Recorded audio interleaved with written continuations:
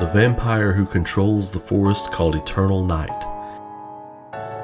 His origin and his age are not clear.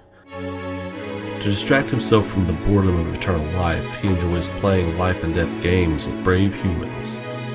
To raise the stakes of the game and to draw the would-be hero into his trap, he steals that which is most precious from his target.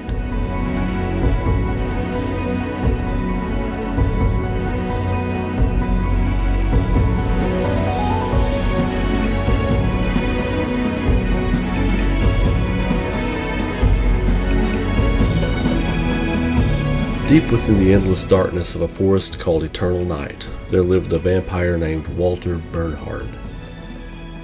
A dark king and strongest among all the vampire clans, Walter was arrogant, cunning, and cruel.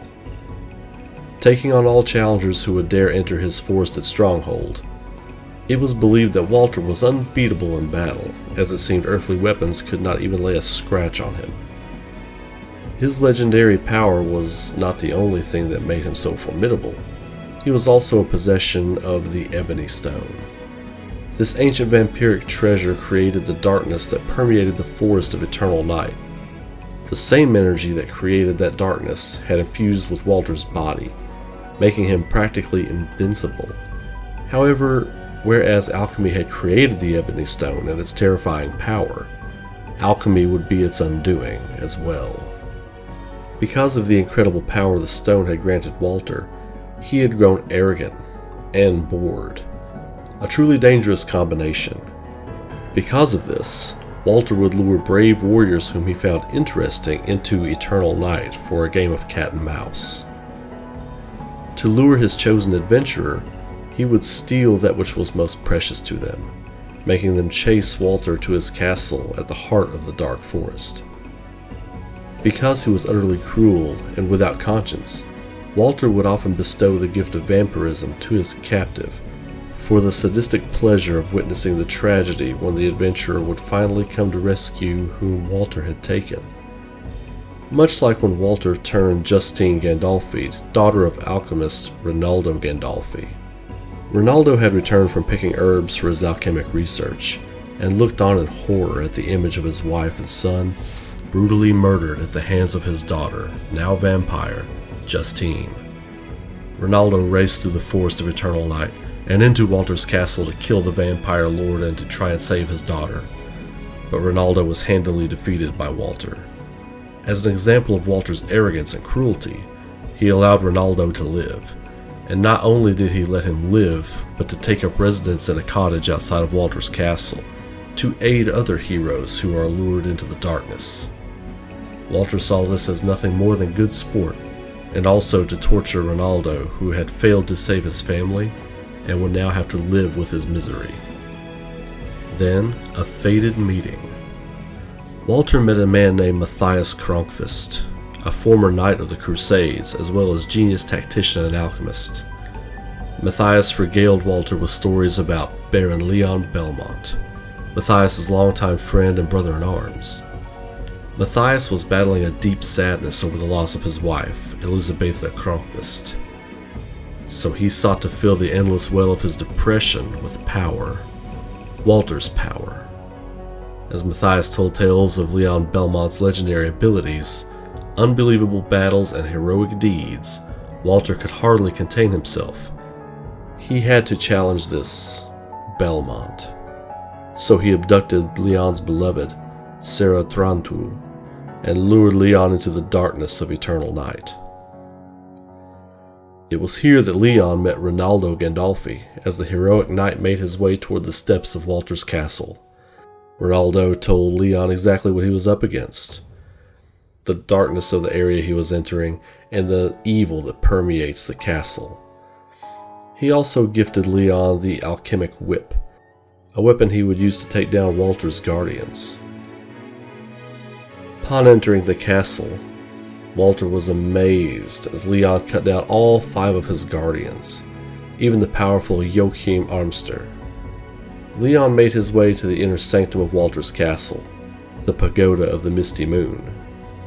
It was there that Walter professed to Leon that the knight he had spoken with described Leon perfectly.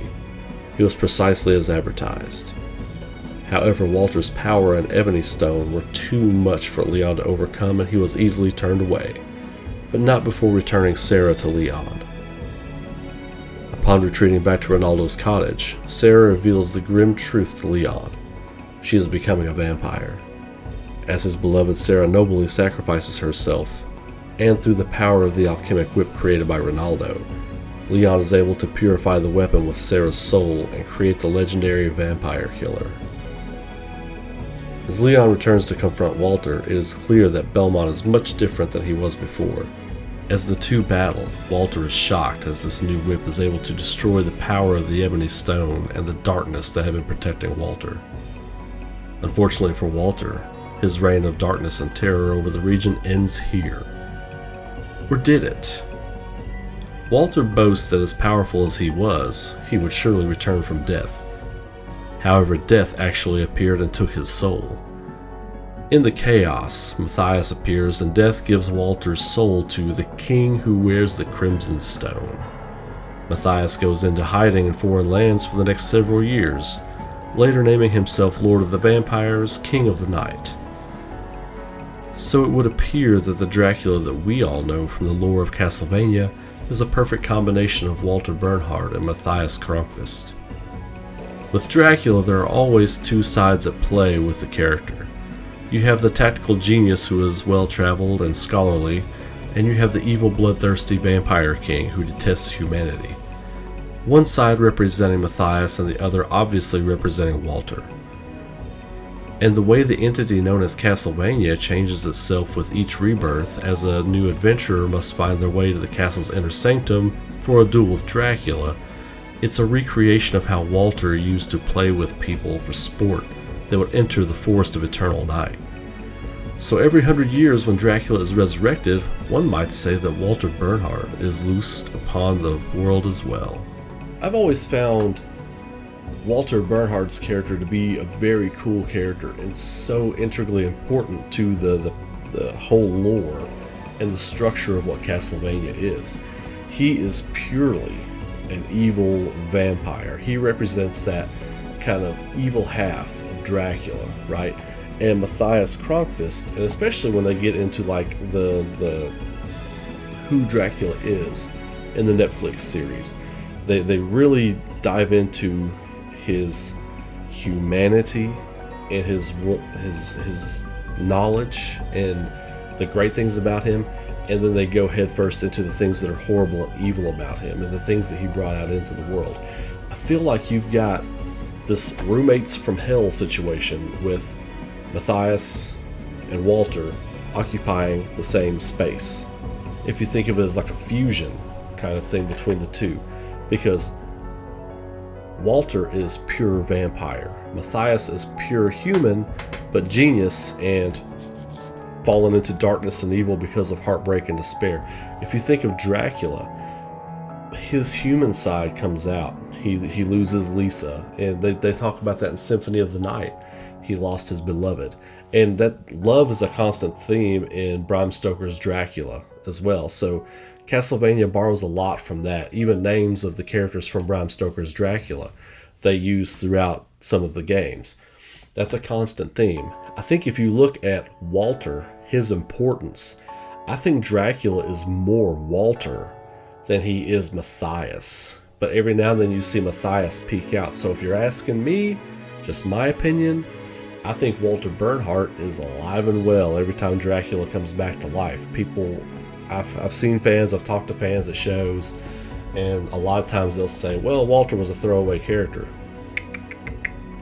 Walter is an all-important character. And I think, for my money, Walter is omnipresent. Every game that Dracula's in, you're seeing Walter Bernhard. More than you're seeing Matthias Kronqvist, I believe. I think you're seeing more of Matthias in Symphony of the Night, but I think you're seeing Walter most of the time. Anyway, thank you all for checking out the first episode of Lore Junkies. This was really exciting to do. I've been wanting to do this for a long time. If you want to see more, make sure to subscribe to the channel, click the bell for notifications, throw a like on the video, throw a comment on there, and you all have a great day. Be safe out there and keep rocking. keep rocking. Always, I will see you all next time.